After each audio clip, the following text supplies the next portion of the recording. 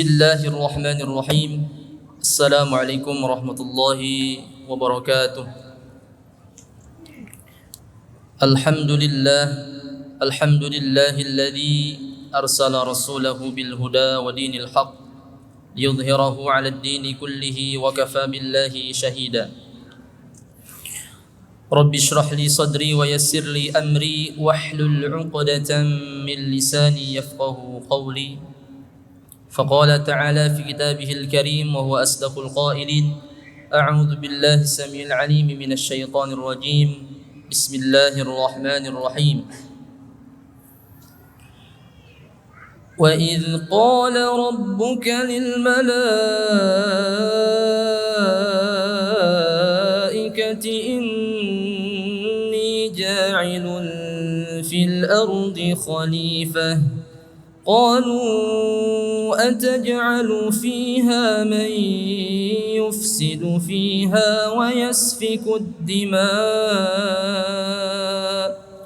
ونحن نسبح بحمدك ونقدس لك قال إني أعلم ما لا تعلمون. الآية صدق الله العظيم. Hadirin jamaah Masjid Raya Al-Jabbar yang Allah muliakan, alhamdulillah pada siang hari ini kita masih Allah berikan kesehatan, kesempatan dan juga waktu yang luang, sehingga kita patut bersyukur kepada Allah Subhanahu wa taala atas berbagai macam nikmat yang telah Allah berikan kepada kita.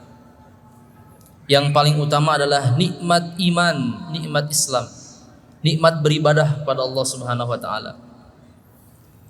Karena tidak semua muslimin, tidak semua mukminin merasakan nikmatnya iman. Tidak semua muslimin merasakan nikmatnya ibadah, nikmat ihsan, di mana kita beribadah hanya mengharapkan pahala dari Allah saja, hanya mengharapkan pahala yang begitu luar biasa yang Allah berikan kepada kita. Lalu tidak lupa salawat dan salam semoga tercurah limpahkan kepada Nabi kita yang mulia, seorang Rasul yang membawa umatnya dari zaman jahiliyah pada saat itu menuju zaman Islamiyah, menuju zaman kedamaian, penuh dengan kedamaian, ketenangan, keamanan. Karena pada saat itu umat pada saat itu mereka senantiasa dibutakan dengan kebenaran wahyu, dibutakan dengan kebenaran firman Allah Subhanahu wa taala bahwa agama yang paling benar, bahwa agama yang benar hanyalah agama Islam. Hanya pada saat itu umat pada saat itu kaum jahiliyah mereka dibutakan dengan wahyu yang Allah turunkan kepada Rasulullah sallallahu alaihi wasallam. Hadirin jamaah Masjid Raya Al-Jabbar yang Allah muliakan, alhamdulillah tak terasa kita sudah berada di bulan Rajab. Bahkan di penghujung bulan Rajab ini, alhamdulillah, tsumma alhamdulillah, pada saat hari ini kita memperingati hari Isra Mi'raj. Peringatan hari Isra Mi'raj di mana merupakan sebuah momentum bersejarah bagi semua kaum muslimin, di mana Rasulullah SAW dihibur oleh Allah Subhanahu wa taala dengan diberjalankannya Rasulullah SAW dari Masjidil Haram ilal Masjidil Aqsa. Sebuah perjalanan yang amat jauh jika kita hitung dengan hitungan matematis, dengan hitungan logis nalar manusia. Karena perjalanan dari kota Mekah ke kota Palestina pada saat itu, ke kota Quds pada saat itu, yang secara logika orang-orang pada saat itu memerlukan waktu sekitar 1 bulan lebih untuk mencapai atau untuk sampai kepada tujuan, yaitu Al-Quds pada saat itu. Tapi Rasulullah SAW Allah Isra'kan, Allah Mi'rajkan, bahkan Allah kembalikan lagi ke Mekah dalam hanya waktu 1 hari 1 malam saja. Hanya dalam waktu 1 malam saja Rasulullah SAW Allah berjalankan dengan kuasanya Allah Subhanahu wa taala. Hadirin jamaah yang Allah muliakan, esensi kita sebagai manusia di dalam memperingati Isra Mi'raj ini adalah bagaimana kita menyadari hakikat kita sebagai manusia yang Allah ciptakan, yang Allah berikan amanah di muka bumi ini sebagai khalifah fil ard, sebagai pemimpin, sebagai pengelola, sebagai pengatur di alam semesta raya ini. Bagaimana tadi saya sebutkan di dalam Quran surah Al-Baqarah ayat ke-30. Wa idz qala rabbuka lil malaikati inni ja'ilun fil ardi khalifah. Qalu ataj'alu fiha man yufsidu fiha wa yasfiku ad-dima wa nahnu nusabbihu bihamdika wa nuqaddisu lak. Qala inni a'lamu ma la ta'lamun. Pada saat itu Allah Subhanahu wa taala berdialog dengan makhluknya di langit, yaitu para malaikat yang mulia, bahwa aku hendak menciptakan seorang manusia yang kelak menjadi khalifah di muka bumi, menggantikan makhluk sebelumnya. Jadi ternyata sebelum manusia diturunkan Allah Subhanahu wa taala ke alam dunia, maka sudah ada makhluk sebelum manusia, hadirin jamaah sekalian. Nah, lalu pada saat itu semua malaikat mempertanyakan, mengkritik, ya bahasa kitanya mengkritik bagaimana Allah SWT ingin membuat kebijakan, ingin menciptakan manusia di muka bumi ini. Ya. Malaikat berkata, ya Allah, ataj'alu fiha man yufsidu fiha wa yasfiku dima. Mengapa ya Allah Engkau hendak menciptakan sesosok makhluk yang nanti ketika terlahir di dunia, mereka senantiasa akan merusak alam dunia ini, wa yasfiku dima, dan menumpahkan darah.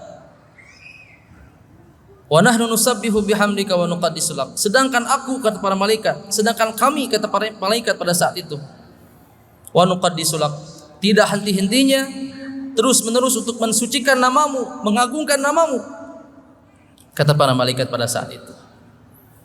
Lalu Allah mengatakan, qala inni a'lamu ma la ta'lamun. Wahai para malaikat, sesungguhnya aku yang lebih tahu urusan alam semesta ini daripada engkau semuanya. Hadirin jamaah sekalian, ternyata rahasia Allah Subhanahu wa taala begitu luar biasa. Bagaimana Allah menciptakan manusia yang Allah berikan akal di dalamnya, Allah berikan hati di dalamnya, Allah berikan rasional, kemampuan untuk berpikir, mencerna, memfilter mana yang baik, mana yang buruk, memfilter mana yang hendaknya dikatakan, mana yang tidak, memfilter mana yang sekiranya pantas atau tidak. Ini yang luar biasa dimiliki oleh manusia. Bahkan ketika manusia tersebut mereka menggunakan akal dan hatinya dengan baik, akal fikirannya dengan baik, sesuai dengan kodratnya sebagai manusia yang Allah ciptakan di muka bumi ini, maka derajatnya akan lebih mulia daripada malaikat sekalipun. Tetapi jika akal dan hatinya tidak digunakan dengan baik, jamaah hadirin sekalian, maka Allah katakan dalam Al-Quran, ulaika kal an'ami bal hum adall, ulaika humul ghafilun. Jangankan seperti malaikat, ketika akal manusia, hatinya tidak digunakan dengan baik sebagaimana kodratnya sebagai manusia, maka dia akan lebih hina daripada hewan ternak sekalipun. Hadirin jamaah yang Allah muliakan, bagaimana kita lihat Allah Subhanahu wa taala memberikan perumpamaan yang sangat bijak kepada kita.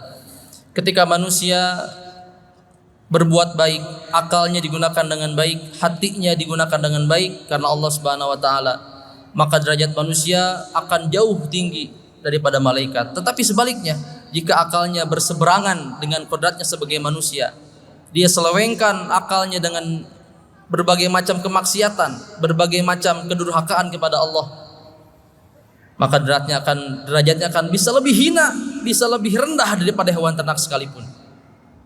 Sekarang kita bisa lihat hadirin jamaah sekalian, bagaimana di banyak media sosial, di banyak media televisi dan sebagainya, kita lihat bagaimana fenomena kerusakan, fenomena bencana, fenomena kejahatan, ya, pidana, hal-hal yang keji yang dilakukan oleh manusia, dari mulai pembunuhan, anak membunuh bapaknya, bapak memperkosa anaknya, seorang majikan memperkosa budaknya, dan sebagainya. Jika kita lihat bagaimana akal manusia tidak digunakannya dengan baik, sehingga terjadilah seperti saat ini, hadirin jamaah sekalian. Yang mana jika kita lihat semuanya, bagaimana hewan sekalipun yang Allah ciptakan, dia tidak punya akal, dia tidak punya pikiran, tetapi hanya punya insting, tetapi hanya punya naluri saja. Tetapi mereka tidak pernah dan tidak akan pernah berani untuk durhaka, untuk melawan kodratnya sebagai makhluk yang Allah ciptakan di dunia ini. Kita bisa lihat sekarang fenomena LGBT seolah-olah seperti terang-terangan, bahkan sudah terang-terangan. Bagaimana manusia laki-laki menyukai laki-laki dilegalkan di sebagian negara. Perempuan dengan perempuan dilegalkan di sebagian negara. Bahkan diizinkan untuk menikah di sebagian negara. Sungguh ironi, nauzubillah, tsumma nauzubillah min dzalik. Bagaimana kita lihat, jika kita lihat perumpamaan tersebut jamaah sekalian, tidak akan pernah ada hewan, kambing menikah dengan kambing betina, jantan menikah dengan kambing jantan. Begitupun sebaliknya. Tetapi dengan akal itu, jika kita gunakan dengan baik, maka kita bisa menilai mana yang pantas, mana yang tidak, mana yang buruk, mana yang tidak, mana yang selayaknya kita lakukan, mana yang tidak. Bahkan Allah Subhanahu wa taala mengancam di dalam Quran surah Al-A'raf kalau tidak salah. Walaqad zara'na jahannama katsiran minal jinni wal ins lahum qulubun la yafqahuna biha. Dan pasti akan kami isi neraka jahanam kebanyakannya dari golongan jin dan manusia. Yaitu siapa mereka golongan yang termasuk tersebut? Kata Allah Subhanahu wa taala, lahum qulubun la yafqahuna biha. Mereka Allah fasilitasi hati, Bapak Ibu sekalian. Allah fasilitasi mereka qulub, hati, untuk merasakan, untuk menimbang sekiranya ini adalah hal-hal yang baik atau tidak, yang pantas dilakukan atau tidak, yang layak atau tidak. Tetapi hati tersebut, kata Allah, tidak digunakan dengan baik untuk memahami ayat-ayat Allah Subhanahu wa taala. Lalu ada golongan yang kedua, walahum a'yunun la yubsiruna biha. Allah berikan penglihatan, Allah fasilitasi kedua mata yang sempurna, bisa melihat, bisa menerawang, bisa mengamati, bisa memfilter mana yang baik, mana yang buruk, mana yang pantas, mana yang tidak.